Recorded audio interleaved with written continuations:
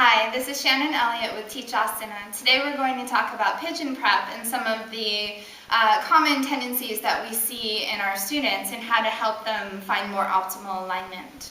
So when we come into pigeon prep, the leg that's coming forward, right, usually as we see with newer students, as they roll out, they'll have their femur straight out from the hip socket or sometimes even turned in, right? So this is a definite, we don't want this.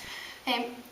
For students that do like this and have the femur pointing out, it's okay, but the tendency is it's just going to be a lot more binding through the front of the pelvis. So if we can offer, it's a greater sense of ease to bring the knee towards the outer edge of the mat, and this frees up the whole inner pelvic area psoas, right? And then as you have that, the back foot more towards the hip, and instead of just sort of hanging out in the foot, we ask that we participate by pressing the toenails down. Okay, so the knee on an angle towards the outer edge of the mat, toenails pressing down. Okay, those students that have a greater range of motion, right, have the opportunity to take the shin more towards the front. If you're taking your shin across the front of the mat, right, flex the foot, press outer edge of the foot, okay, right down into the mat. So that part that's right underneath the pinky toe, press that down. Okay. And then back leg, right? So we set up front leg. And then back leg will have a tendency to sort of just roll out, right? If people untuck, they fall asleep. It could sort of be in, it could be out. All these sorts of funky things are happening, right? So with the back foot, I have them look back, make sure the leg is straight out from the hip, and then flex the foot. Right? It keeps the integrity of yourself from rolling in or out, and it just keeps you from falling asleep. So back leg straight out, flex the foot. Okay, once we have all of that, right, the front leg, the back leg, right, then the tendency that we see, right, people shift onto the side of their hip.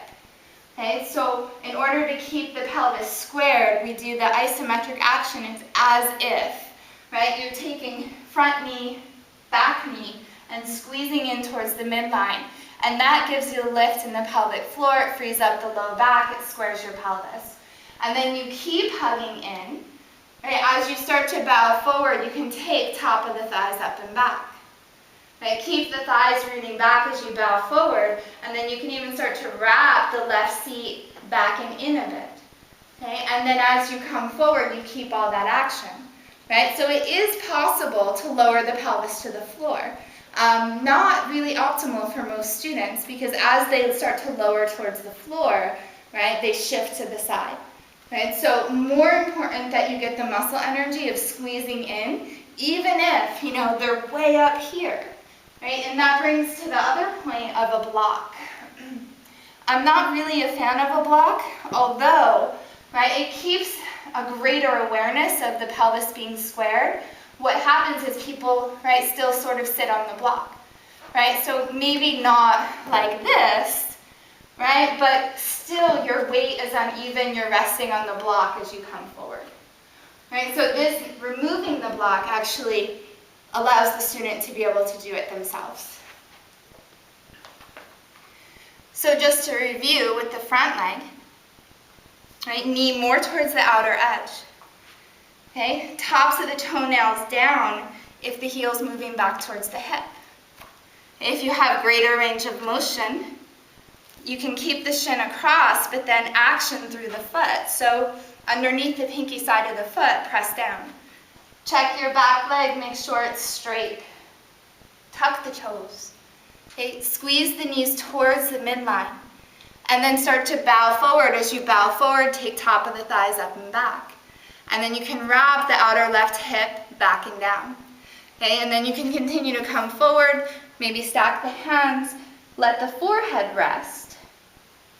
Right, but then the entire time remind, right, the continuing action of participation in Pigeon. Our students often use it as a place to just check out and fall asleep. Right, so we're asking them to stay in it, to be active in it as they come in, right? And it will also help to open the hip and the pelvis to a greater degree. I hope that you found this information helpful. Please leave comments, questions, any information or feedback that you have would be greatly appreciated. Thank you for visiting Teachasana. Namaste.